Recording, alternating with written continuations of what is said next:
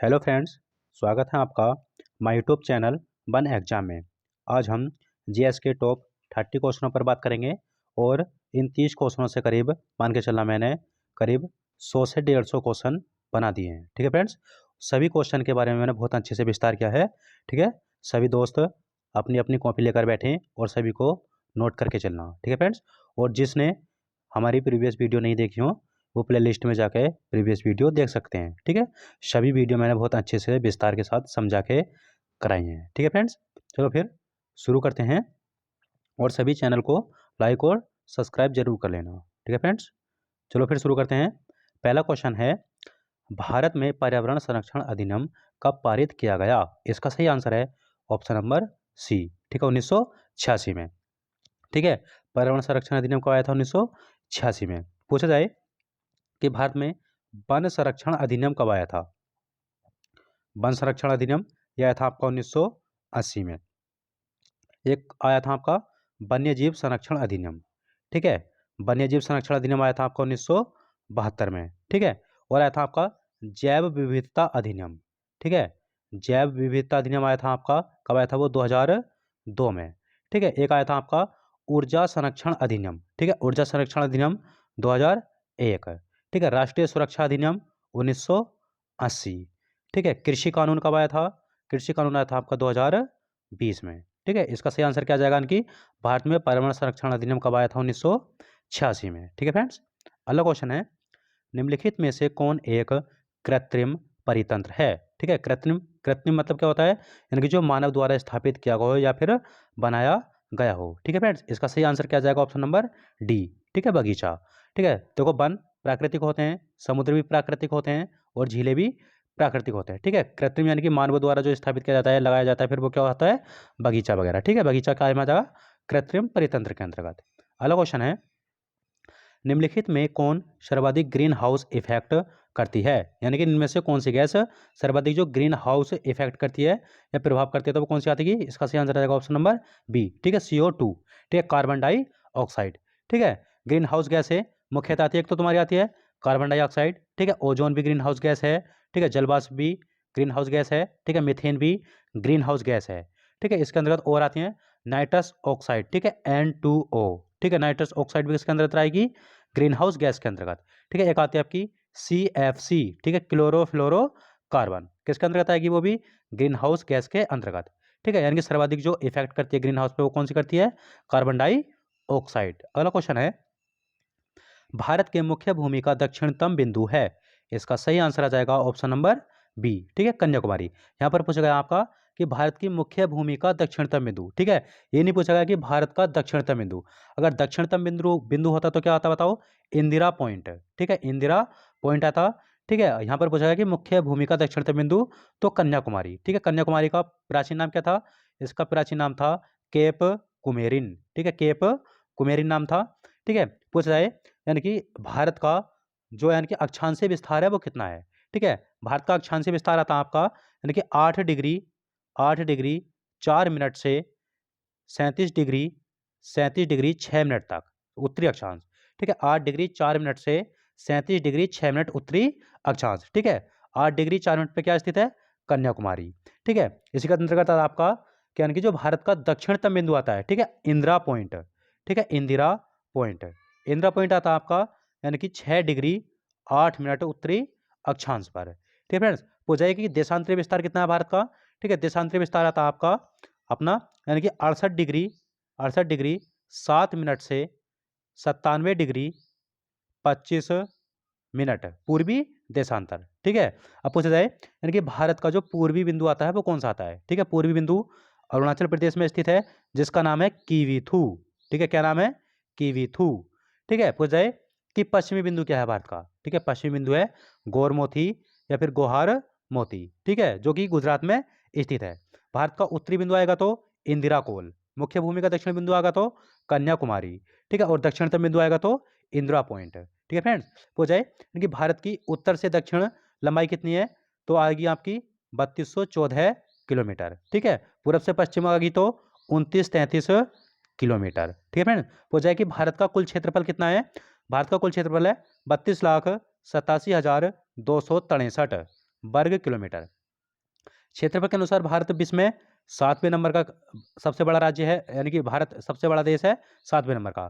ठीक है, जनसंख्या के अनुसार आ जाए तो दूसरे नंबर का। ठीक है फ्रेंड्स, अगला क्वेश्चन है, भारत में किस प्रकार का वन सर्वाधिक पाए जाते हैं। ठीक है, भारत में यानी किस प्रकार के वन सर्वाधिक पाए जाते हैं, इसका सही आंसर ऑप्शन नंबर बी। ठीक है, उष्ण कटिबंधीय पर्णपाती वन। ठीक है, पर्णपाती क्या होता है, यानी कि जो अपनी पत्तियां छोड़ देते हैं अपने मौसम में। ठीक है, पर्णपाती वन। ठीक है, एक क्वेश्चन आया था आपका कि मैंग्रोव वन। ठीक है, मैंग्रोव वन कहाँ उगते हैं बताओ। मैंग्रोव वन यानी कि नमक सहिष्णु। ठीक है, नमक सहिष्णु में उगते हैं, यानी कि लवणीय जल में, नमकीन युक्त जल में। ठीक है फ्रेंड्स, अगला क्वेश्चन है, निम्नलिखित कथनों में कौन सही है। ठीक है फ्रेंड्स, देखो पहला हेडिंग पढ़ो, यानी कि हिमालय के पश्चिमी भाग की अपेक्षा पूर्वी भाग में अधिक विविधता पाई जाती है। ठीक है फ्रेंड्स, ये बिल्कुल सही है। ठीक है, यानी कि जो हिमालय का पश्चिमी भाग है वहाँ पर यानी कि जैव विविधता कम पाई जाती है, पर पूर्वी भाग में यानी कि जो उत्तर पूर्वी राज्य आते हैं वहाँ पर जैव विविधता अधिक पाई जाती है। ठीक है, अगला हेडिंग पढ़ो, यानी कि हिमालय के पश्चिमी भाग की अपेक्षा पूर्वी भाग की चौड़ाई अधिक है। ठीक है फ्रेंड्स, ये बिल्कुल गलत हो जाता है। ठीक है, यानी कि जो हिमालय जो है यानी कि पश्चिमी भाग में तो कैसा है, चौड़ा है, और पूर्वी भाग में सरकरा है, मतलब कम चौड़ा है। ठीक है, यानी कि हिमालय का विस्तार ऐसे है। ठीक है, यानी कि पूर्वी भाग में तो चौड़ाई अधिक है, और यानी कि पश्चिमी भाग में तो चौड़ाई अधिक है और पूर्वी भाग में चौड़ाई कम है। ठीक है फ्रेंड्स, इसलिए ये तुम्हारा कथन दूसरा गलत हो जाता है और पहला सही हो जाता है। तो इसका क्या आएगा, केवल एक सही है। अगला क्वेश्चन है, अरब सागर में गिरने वाली भारत की सबसे बड़ी प्रायद्वीपीय नदी है। ठीक है, यहाँ पर अरब सागर की बात चल रही है, ना कि बंगाल की खाड़ी की। ठीक है, अरब सागर में मुख्यतः 4 नदियाँ आती है। एक तो तुम्हारी जिसकी ट्रिक आती है तुम्हारी समानता। ठीक है, एक आती है तुम्हारी साबरमती साबरमती नदी। ठीक है, फिर आती है आपकी माही नदी, फिर आती है आपकी नर्मदा। ठीक है, नर्मदा नदी, और एक आती है आपकी ताप्ती नदी। ठीक है, ये मुख्यतः 4 नदियाँ जो कि अरब सागर में गिरती हैं। ठीक है फ्रेंड्स, अब हो जाए कि अरब सागर में गिरने वाली प्रायद्वीपीय सबसे बड़ी नदी कौन सी आ जाएगी, तो इसका सही आंसर आ जाएगा नर्मदा।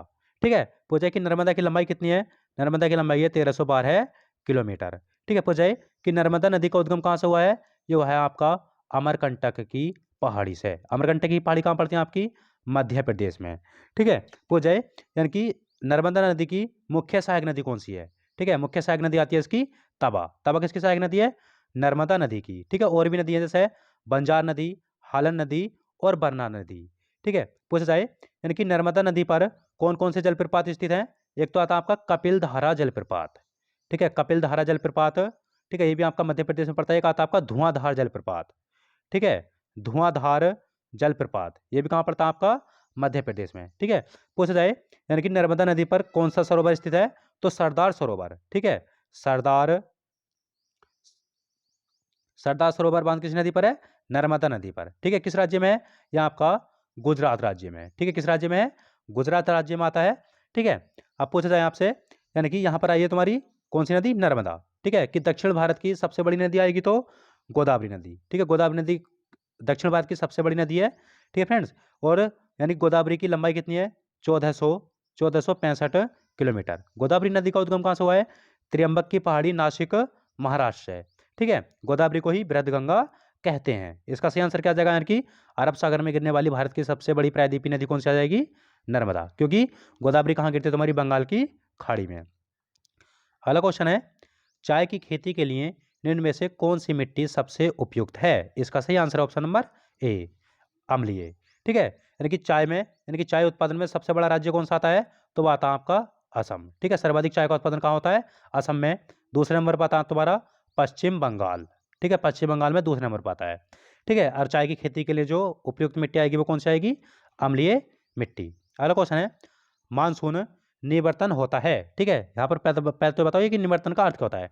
ठीक है, निवर्तन का अर्थ होता है तुम्हारा लौटना। ठीक है, लौटना या फिर वापस आना। ठीक है, मानसून का निवर्तन होता है आपका, इसका आंसर सही आएगा ऑप्शन नंबर डी।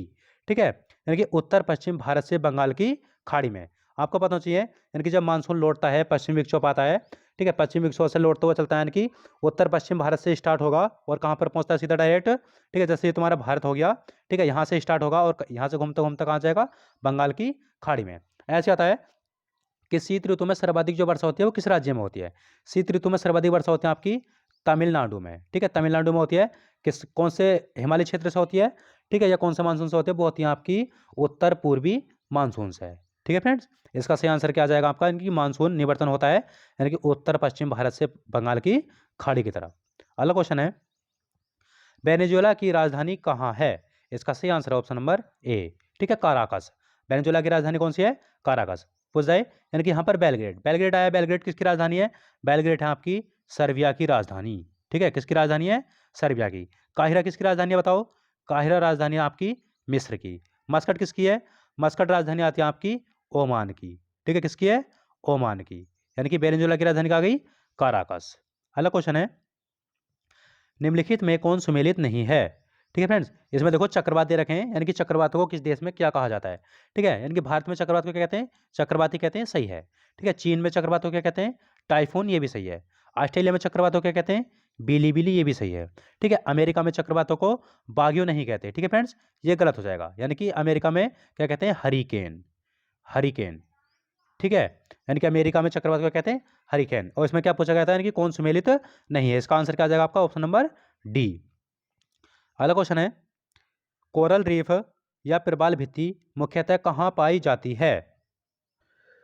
इसका सही आंसर आ जाएगा ऑप्शन नंबर सी। ठीक है, यानी कोरल रीफ या प्रवाल भित्ति मुख्यतः कहाँ पाई जाती है? कर्क एवं मकर रेखा के बीच में। आपको पता होना चाहिए। ठीक है, यानी कि पृथ्वी को यानी कि दो बराबर भागों में कौन सी रेखा काटती है? वो काटती है आपकी भूमध्य रेखा। ठीक है, भूमध्य रेखा, भूमध्य रेखा के 23.5 डिग्री उत्तर में आती है आपकी कर्क रेखा। ठीक है, और 23.5 डिग्री दक्षिण में आती है आपकी मकर रेखा। ठीक है, यानी कि इन दोनों के ही क्षेत्र में क्या पाया जाता है आपका? कोरल रीफ या फिर प्रवाल भित्ति।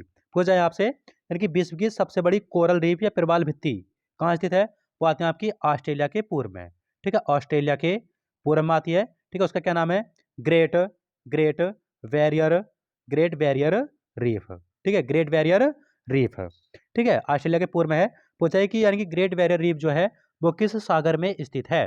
ठीक है, वो आता है आपका कोरल सागर में। ठीक है फ्रेंड्स, अगला क्वेश्चन है, स्वर्ण सिंह समिति का संबंध है? इसका सही आंसर है ऑप्शन नंबर सी। ठीक है, स्वर्ण सिंह समिति का संबंध किससे है? मूल कर्तव्यों से। ठीक है, स्वर्ण सिंह समिति की सिफारिश पर यानी कि भारतीय संविधान में यानी कि मूल कर्तव्य जोड़े गए थे। ठीक है, कौन सा संविधान संशोधन हुआ था? 42वां। कब हुआ था? 1976 में। ठीक है, और यानी कि 1976 द्वारा यानी कि 42वें संविधान संशोधन द्वारा भारतीय संविधान में कितने यानी कि मौलिक कर्तव्य जोड़े गए थे? 10। ठीक है, 11वां मौलिक कर्तव्य कब जोड़ा गया था? ये हुआ था आपका 86वां संविधान संशोधन। ठीक है, कब हुआ था? 2002 में। इसमें किसका उल्लेख है? यानी कि 6 से 14 वर्ष के बच्चों को शिक्षा उपलब्ध कराना। ठीक है फ्रेंड्स, पूछा जाए यानी कि जो मौलिक कर्तव्य है वो किस देश से लिए गए हैं? वो लिए गए हैं आपके रूस से। ठीक है, कहाँ से लिए गए हैं? रूस से। पूछा जाए कि मौलिक कर्तव्य संविधान के किस भाग के अंतर्गत आते हैं? ठीक है, मौलिक कर्तव्य संविधान के भाग 4 कै के अंतर्गत आते हैं। ठीक है, और अनुच्छेद पूछा जाए तो अनुच्छेद 51 कै के अंतर्गत आएंगे। ठीक है, पहले जो थे मौलिक कर्तव्य 10 थे। ठीक है, और 2002 में यानी कि 86वां संविधान संशोधन हुआ था तो 11वां संविधान यानी कि मौलिक कर्तव्य जोड़ा गया था। ठीक है फ्रेंड्स, इसके अंतर्गत है आपका यानी कि मूल अधिकार। ठीक है, मूल अधिकार कहाँ से ले गए हैं? अमेरिका से। ठीक है, कहाँ से ले गए? अमेरिका से। मौलिक अधिकार किन अनुच्छेदों के अंतर्गत आते हैं?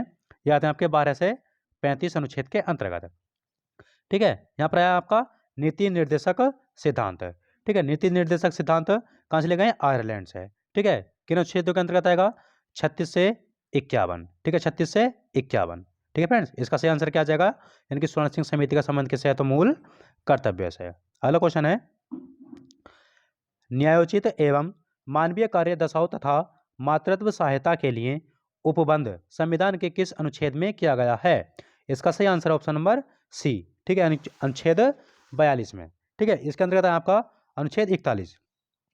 ठीक है, अनुच्छेद 41 में आता है आपका यानी कि कार्य व सार्वजनिक सहायता। ठीक है, कार्य व सार्वजनिक सहायता किस अनुच्छेद के अंतर्गत आएगी? अनुच्छेद 41। पूछ जाए नरेगा। ठीक है, नरेगा, नरेगा या मनरेगा किस अनुच्छेद के अंतर्गत आएगा? वो भी आएगा अनुच्छेद 41 के अंतर्गत है। ठीक है, अनुच्छेद 39 में क्या आता है? समान कार्य के लिए समान वेतन। ठीक है, इसका सही आंसर क्या जाएगा आपका? यानी कि न्यायोचित एवं मानवीय कार्य दशाओं तथा मातृत्व सहायता के लिए उपबंध संविधान के किस अनुच्छेद में है? तो इसका सही आंसर है ऑप्शन नंबर सी, अनुच्छेद 42। अगला क्वेश्चन है, भारत के नियंत्रक एवं महालेखा परीक्षक के संबंध में निम्न कथनों पर विचार कीजिए। ठीक है, पहला पढ़ो, यानी कि इसके कार्यकाल यानी कि जो नियंत्रक महालेखा परीक्षक यानी कि कैग की बात चलिए, इसका कार्यकाल यानी कि 6 वर्ष या 62 वर्ष जो पहले हो, ठीक है, यह आपका गलत हो जाता है, ठीक है। इसका आता है कि 6 वर्ष या फिर 65 वर्ष। अगला है, यह राष्ट्रपति के प्रसाद पर्यंतक पद धारण करता है, ठीक है फ्रेंड्स, ये भी गलत है। यानी कि राष्ट्रपति के प्रसाद पर्यंतक पद धारण कौन करता है? एक तो करता है तुम्हारा महान्यायवादी, ठीक है, जिसे एजीआई कहते हैं, अटॉर्नी जनरल ऑफ इंडिया, ठीक है, और एक करता है आपके राज्यपाल, ठीक है। अगला पढ़ो, यानी कि इसके वेतन का अन्य सेवा शर्तें राष्ट्रपति द्वारा निर्धारित की जाती हैं, ठीक है फ्रेंड्स, ये भी गलत है। यानी कि जो कैग की यानी कि वेतन भत्ते या शर्तें जो निर्धारित की जाती है किसके द्वारा? संसद के सिंचित निधि द्वारा, ठीक है। इसमें तीनों ही गलत है, तो इसका सही आंसर क्या जाएगा? ऑप्शन नंबर डी, ठीक है, उपयुक्त सभी गलत है।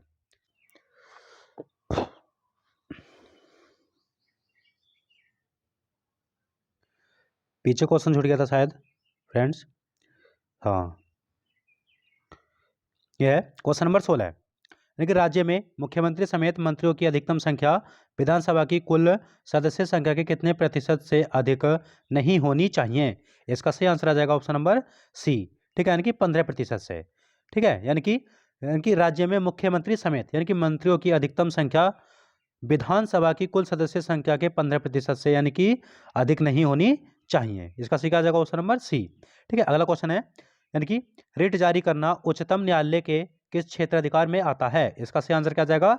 न्यायाधीश क्षेत्राधिकार, ठीक है फ्रेंड्स। आपको पता होगा यानी कि उच्चतम न्यायालय अनुच्छेद 32 के तहत कितने प्रकार की रिट जारी करता है? 5 प्रकार की। कौन कौन सी रिट है वो? ठीक है, एक आती है आपकी बंदी प्रत्यक्षीकरण, दूसरी आती है आपकी परमादेश, तीसरी प्रतिषेध, ठीक है, चौथी आपकी अधिकार प्रेक्षा और पांचवी आती है आपकी उत्प्रेषण, ठीक है। ऐसे ही यानी कि उच्च न्यायालय द्वारा, ठीक है, उच्च न्यायालय द्वारा जो रिट प्रस्तुत की जाती है वो कितनी की जाती है?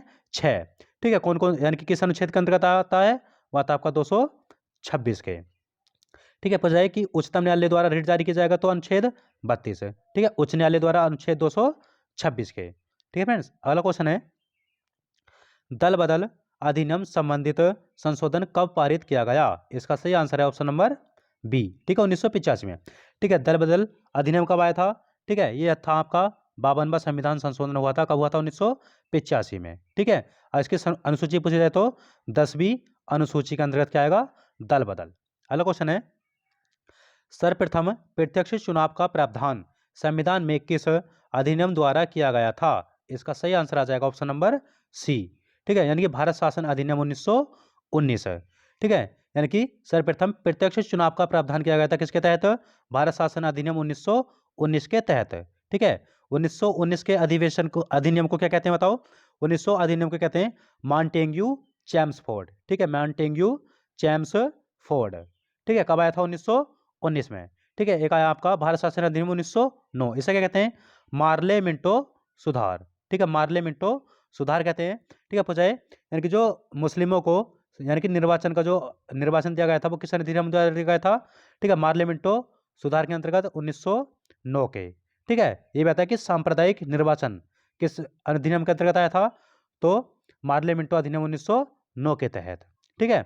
1935 का भारत शासन अधिनियम था, ठीक है, यानी कि संविधान का जो सर्वाधिक प्रभाव पड़ा था किसका पड़ा था? 1935 का, ठीक है। पूछा यानी कि जो यानी कि बर्मा आता है तुम्हारा म्यांमार, ठीक है, म्यांमार को किस अधिनियम द्वारा अलग किया गया था? वो भी किया गया था आपका भारत शासन अधिनियम 1935 के द्वारा अलग। अगला क्वेश्चन है, प्रधानमंत्री प्रधानमंत्री का राष्ट्रपति को सूचनाएं प्रदान करने संबंधी कर्तव्यों का उल्लेख है। यानी कि प्रधानमंत्री जो राष्ट्रपति को सूचनाएं प्रदान करता है, ठीक है, यानी कि उनका जो उल्लेख है वो किस अनुच्छेद के अंतर्गत आता है? ठीक है फ्रेंड्स, इसका सही आंसर आ जाएगा आपका ऑप्शन नंबर डी, ठीक है, अनुच्छेद 78 में, ठीक है। पूछा जाए कि अनुच्छेद 74 में क्या है? अनुच्छेद 74 में आएगा आपका मंत्री परिषद का प्रावधान, ठीक है। मंत्री परिषद जो होगी वो किसके अंतर्गत आएगी बताओ? मंत्री परिषद आएगी आपके अनुच्छेद 74 के अंतर्गत। अनुच्छेद 75 में क्या है? अनुच्छेद 75 के अंतर्गत आएगा आपका यानी कि मंत्री परिषद, ठीक है, मंत्री यानी कि प्रधानमंत्री की नियुक्ति कौन करेगा? राष्ट्रपति, ठीक है। अनुच्छेद 34 में आएगा तो मंत्री परिषद आएगा। अनुच्छेद 75 में आएगा तो क्या आएगा बताओ? यानी कि प्रधानमंत्री की नियुक्ति कौन करेगा? राष्ट्रपति करेगा। और यानी कि प्रधानमंत्री की सलाह पर राष्ट्रपति अन्य मंत्रियों की नियुक्ति करेंगे, ठीक है फ्रेंड्स। अगला क्वेश्चन है, निम्नलिखित में से कौन सा देश प्रातःकाल शांति की भूमि के नाम से जाना जाता है? ठीक है, यानी कि प्रातःकाल शांति की भूमि के नाम से जाना जाता है। इसका सही आंसर आ जाएगा ऑप्शन नंबर बी। ठीक है, दक्षिण कोरिया, दक्षिण कोरिया। ठीक है फ्रेंड्स, इस अगर